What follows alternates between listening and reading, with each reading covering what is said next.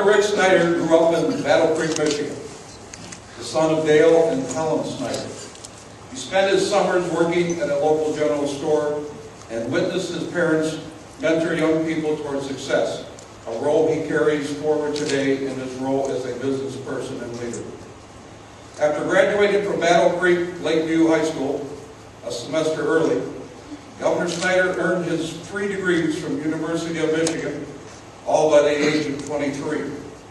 He obtained his bachelor's degree with high distinction in 1977, his MBA with distinction in 1979, and his JD in 1982.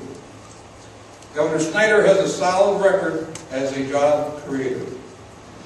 Following a successful career with Cooper's Lycra, now PricewaterhouseCoopers, where he became a partner in 6 years, Governor Snyder joined personal computer company Gateway. He was named president and CEO and guided Gateway to the Fortune 500 status with more than 10,000 employees.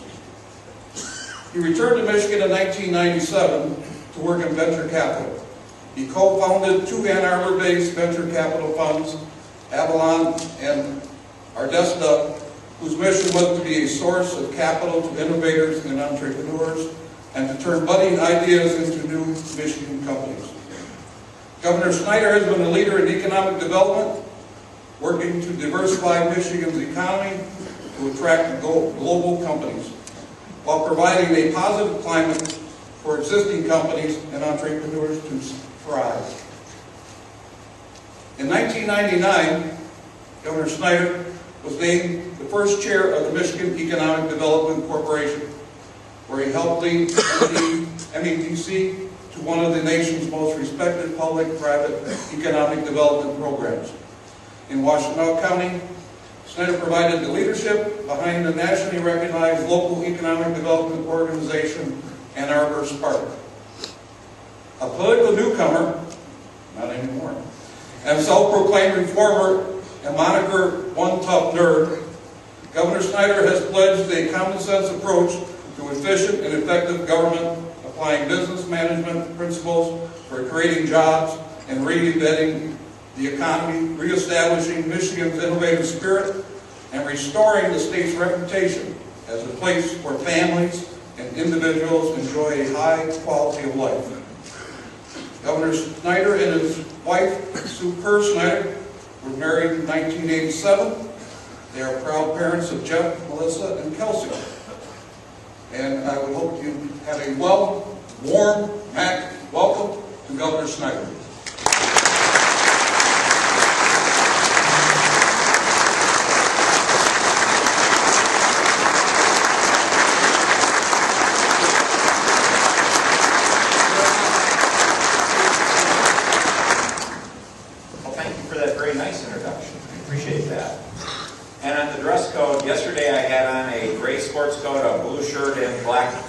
So you did very well on that. Thank you, except you're better looking than I am. So that's why I didn't wear it again today. No, actually it's kind of fun. On Tuesdays quite often I wear a tie, and in particular today, many of you don't know that we actually have an official state visit from the President of Latvia, Michigan. So we're very pleased to have the President come to our state. Part of that goes back to a long-standing relationship between the Michigan National Guard and the Army of Latvia. So we're happy to have the President visiting our state today. So I dressed up for the occasion. But one other thing that was already mentioned today that I was going to start with was really the census results. Michigan was the state with a decline. Some of the counties went up, many of the counties went down. Whether you went up or down, the real question is we didn't do very well in relationship to the rest of the United States. And I really view the census as an opportunity to reinforce the wake-up call that I believe many of us had already heard. That it's time to fundamentally reinvent how Michigan operates. The old way of doing things in Michigan simply does not work. It worked well for a long time, but the world changed. And it's time to look at things through a new light and to stop living in the past and to start building for our future. And that's the agenda I brought to the table. That's the agenda I campaigned on. And that's the agenda I want to partner with you on. Because I believe many of you are already doing those same kind of activities in your counties. because it's about us working together. It's not about me, it's about we working together on the reinvention of Michigan. So just last week, I did a special message on government reform. And many of those same messages are things many of you have been doing, but I thought it was worth reiterating because when I looked at the agenda, many of the topics for your organization over this conference, I believe there's a really good alignment. I believe we're pointed the same direction. And I want to partner with you on achieving those objectives. Because it's about us all winning together as Michiganders. Is the premise we need to work on. So in terms of that reform message, what did I cover? One of the first things is I talked about statutory revenue sharing. In terms of redoing that, to really focus on best practice. And that's where I want to thank you, many of you, for the hard work you've already done. But it's important we show our citizens value for money. It's not about spending money, but showing real results for real people. And that's why I outlined 3 different areas that I believe we could work on best practice. To go through those quickly, the first one was accountability and transparency. I believe every jurisdiction should have a dashboard. And to the degree you don't, I encourage you to put one up. We're doing it at the state level. In fact, when I do the State of the State address for each of the years I'm in office, I will go back to that dashboard I talked about in the State of the State. Those metrics. Because I believe I should be measured by those metrics.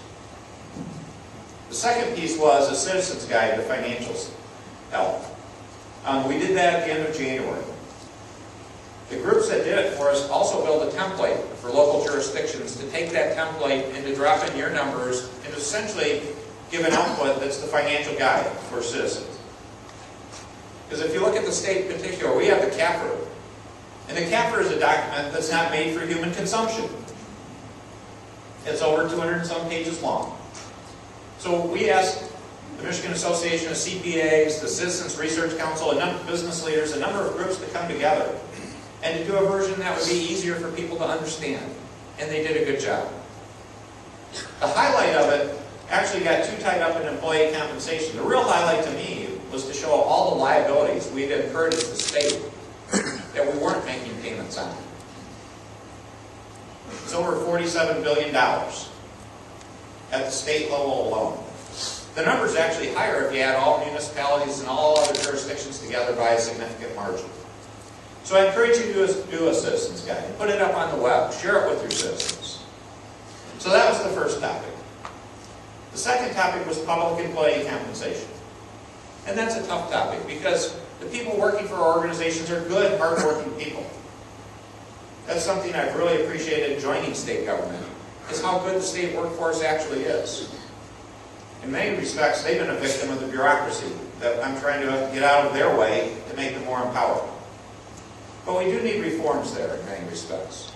We do need to reform things like health care, in terms of what they're sharing in terms of employee insurance premiums, pensions. We need to look hard at defined contribution plans or hybrid plans instead of traditional defined benefit plans. And we do need to deal with post-retiree medical costs. To give you an idea at the state level, that's $14.5 billion of liabilities that we really haven't made any payments on. And again, if I looked at the municipalities, the schools, and all other jurisdictions, that number's significantly higher. The third category I talked about was service consolidation and service sharing. Again, not legal consolidation, but how we can partner with one another to be more efficient. And that includes the state.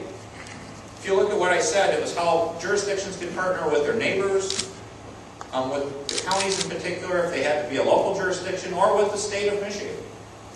Because we need to do our role in that and find ways to be more efficient. So that's an area that I believe there's great opportunity in. And one thing, in fact, I didn't want to specify what needed to be done because I trust in your judgment to be entrepreneurial and innovative. Part of the idea there is to allow people to be creative, to come up with ideas that then you can present or talk about at the state level that we could share with other jurisdictions. So we can all learn from one another. The other interesting surprise that came about when I talked about it is people thought I would be creating a bureaucracy because I'd be creating people to go review plans that people submitted to be part of this economic vitality incentive program.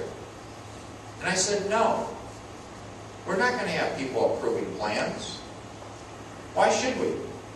All we need to ask are people that are part of that program when they submit the plans is to have their senior person sign that and certify that the plan's correct.